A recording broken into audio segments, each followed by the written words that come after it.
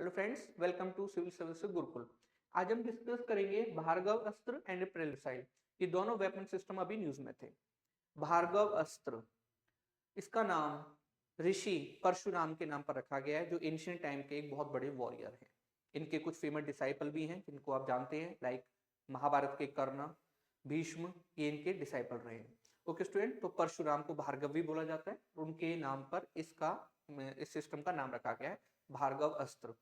Second, अभी Indian defence forces के जो वेपन सिस्टम आ रहे हैं उनके नेम आप देखोगे तो पीछे लगा हुआ है अस्त्र शस्त्र। जैसे अभी एक और डिफेंस सिस्टम जो है हमारी फोर्सेस ने इंडक्ट किया है, उसका नाम है शूर्यास्त्र। तो what is the difference between अस्त्र एंड शस्त्र, ये आपको समझना होगा। अस्त्र का मतलब एक ऐसा वेपन होता है जो आप थ्रो करके चलाते हैं, ओके, मतलब आपसे दूर जाकर वो हिट करता है। शस्त्र का मतलब होता है जिसको आप अपने हाथ में लेकर यूज कर रहे हैं। फॉर एग्जाम्पल, अगर हम बात करते हैं सॉर्ड की, तलवार की, तो वो आप हाथ में लेकर यूज कर रहे हो। बट अगर आप बात करते हो लाइक एग्जाम्पल ले लेते हैं सुदर्शन चक्र का, तो सुदर्शन चक्र को बिकॉज आप जो है उसको थ्रो करके चला रहे हैं, देन वो हो जाएगा अस्त्र। ओके स्टूडेंट, तो अस्त्र एंड शस्त्र।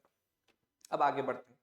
ऑपरेशन सिंदूर में आपने देखा कि किस टाइप से स्टार्टिंग में जब पाकिस्तान ने अटैक करना स्टार्ट किया, उसने लो कॉस्ट ड्रोन्स को यूज किया, बहुत चीप ड्रोन्स को यूज किया जो उसने टर्की से लिए थे।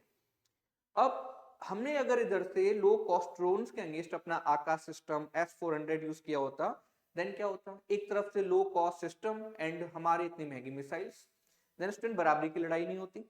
बिकॉज एक टाइम के बाद हमारा सिस्टम जो है ओवरवेलम हो जाता, हमें बहुत ज्यादा मिसाइल्स को यूज करना पड़ता। एंड एक्चुअल में जब पाकिस्तान अपनी जो है रियल मिसाइल को यूज करता, उस टाइम पर हमारे पास अटैक करने के लिए कुछ भी नहीं बचा था। इसलिए आप समझिए स्टूडेंट, हमें भी लो कॉस्ट सिस्टम की जरूरत है। उस टाइम पर भी हमने उनके ड्रोन्स के अगेंस्ट अपनी आकाश एंड S-400 को यूज नहीं किया था। जिस टाइप से आप ये समझ कर बैठे हैं कि S-400 ने उन ड्रोन्स को गिराया था, नो स्टूडेंट्स, ये आप गलत सोच रहे हैं। बिकॉज हमने उस टाइम पर अपनी कुछ मशीन्स को यूज किया था, एंटी एयरक्राफ्ट गन्स को यूज किया था, ओके, उन लो कॉस्ट ड्रोन्स के अगेंस्ट। अब इंडिया ने एक सिस्टम बनाया है, इस सिस्टम का नाम है भार्गव अस्त्र। भार्गव अस्त्र हार्ड किल पर काम करता है। दो टाइप की टेक्नोलॉजी हम यूज करते हैं स्टूडेंट जब ड्रोन्स को हम न्यूट्रलाइज करते हैं। फर्स्ट टेक्नोलॉजी होती है हार्ड किल, जिसमें आप काइनेटिक एनर्जी को यूज करते हैं। सेकंड टेक्नोलॉजी होती है सॉफ्ट किल, इसमें इलेक्ट्रॉनिक्स को जाम किया जाता है। फॉर एग्जांपल, इलेक्ट्रॉनिक सिग्नल आ रहे हैं हेडक्वार्टर से, तो ड्रोन में वो जो सिग्नल आ रहे हैं उनको आप जो है ब्रेक कर दीजिए, ड्रोन जो है किसी काम का नहीं रहेगा। तो इस टाइप से जब आप इलेक्ट्रॉनिक्स को जो है स्टूडेंट जाम कर देते हैं, जो इलेक्ट्रॉनिक सिग्नल उनको जाम कर देते हैं, इलेक्ट्रॉनिक वॉरफेयर जब आप करते हैं तो उसको कहते हैं सॉफ्ट किल। एंड जिस टाइम पर आप काइनेटिक एनर्जी को यूज करते हैं इसको कहा जाता है हार्ड किल। हमारा जो भार्गव अस्त्र है स्टूडेंट, दिस इज भार्गव अस्त्र, ये यूज करेगा हार्ड किल, ओके, हार्ड किल। भार्गव अस्त्र can launch 64 micro missiles, yes student, 64 micro missiles with in 10 seconds, with in 10 seconds.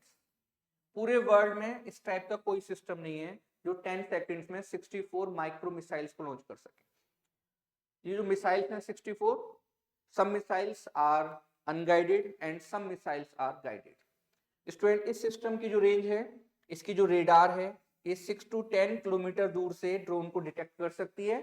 And उसके बाद हमारी जो मिसाइल लॉन्च होगी ये 2.5 किलोमीटर तक जाकर ड्रोन को न्यूट्रलाइज कर सकती है। देन सामने वाला एनिमी अगर लो कॉस्ट चीप ड्रोन्स को यूज करेगा तो हमारे पास उसका आंसर अभी है। और पूरे वर्ल्ड में स्टूडेंट, पूरे वर्ल्ड में आप देखेंगे इसकी डिमांड आ रही है, इसके बारे में पता किया जा रहा है और जल्दी इसके ऑर्डर भी मिलेंगे, तो हम इसको एक्सपोर्ट भी करेंगे, ओके। देन स्टूडेंट, हमने ड्रोन्स के लिए एक अचूक हथियार, ओके, वो बना लिया है। आगे बढ़ते हैं। प्रलय मिसाइल, प्रलय मिसाइल, प्रलय मिसाइल भी अभी न्यूज में थी। स्टूडेंट, ये जो प्रलय मिसाइल है आप कह सकते हैं semi ballistic missile, semi ballistic missile. And ये सॉलिड फ्यूल को यूज करती है, सॉलिड फ्यूल। सॉलिड फ्यूल का एक एडवांटेज होता है, सॉलिड फ्यूल की जो मिसाइल्स होती हैं इनको ये रेडी टू लॉन्च होती हैं और इनको आप बहुत कम टाइम में लॉन्च कर सकते हैं, एनिमी को सरप्राइज दे सकते हैं।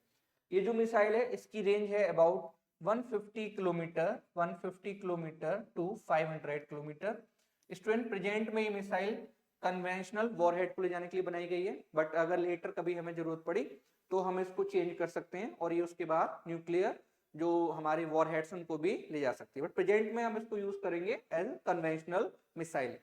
हम इससे टारगेट करेंगे एनिमीज के जो एयर बेसेस है उनको टारगेट करेंगे, एनिमीज के हेडक्वार्टर्स को टारगेट करेंगे, एंड एनिमीज को इतना बड़ा सरप्राइज मिलेगा कि उसके पास काउंटर करने के लिए भी टाइम नहीं होगा। इसकी जो स्पीड है स्टूडेंट टर्मिनल फेज में हाइपरसोनिक स्पीड को अचीव कर लेती है।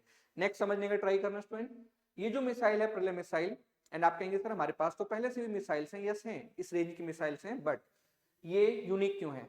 प्रलय मिसाइल स्टूडेंट अपने टर्मिनल फेज में जाकर मैन्यूवर कर सकती है, दैट मींस ये अपने पाथ को चेंज कर सकती है। जब एनिमी का डिफेंस सिस्टम ट्रैक करता है किसी मिसाइल को या डिटेक्ट करता है, ठीक है, पूरे वर्ल्ड में जो भी डिफेंस सिस्टम है मिसाइल्स को रोकने के लिए, तो वो एक पाथ को देखते हैं। उस पाथ को सुपर कंप्यूटर के थ्रू एक कमांड जो है दी जाती है स्टूडेंट, ठीक है, पाथ आपने देखा रेडार ने पिक किया पाथ ये है, सुपर कंप्यूटर ने जो मिसाइल है काउंटर मिसाइल उसको जो है एक कमांड दे दी और उसके बाद आपने जो है मिसाइल को लॉन्च कर दिया, तो वो उस पाथ पर जा रही है।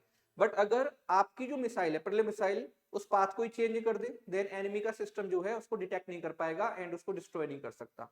देन प्रलय मिसाइल स्टूडेंट ये करने वाली है, ये मैन्यूवर करती है, ये अपने पाथ को चेंज करती है, दैट्स वाई जो एनिमी का डिफेंस सिस्टम है उसके लिए बहुत टफ हो जाता है इस टाइप की मिसाइल्स को रोकना।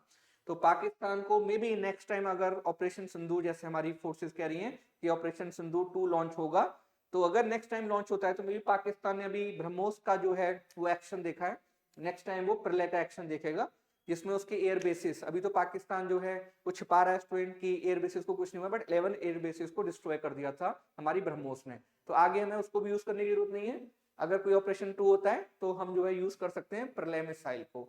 ओके स्टूडेंट, तो ये टैक्टिकल कन्वेंशनल मिसाइल है, जैसा हमने अभी डिस्कस किया। अगर जरूरत पड़ेगी, अगर रिक्वायरमेंट होगी, देन इस मिसाइल को हम कन्वर्ट कर सकते हैं और ये फिर न्यूक्स को भी ले जा सकती है। Okay student, thank you very much.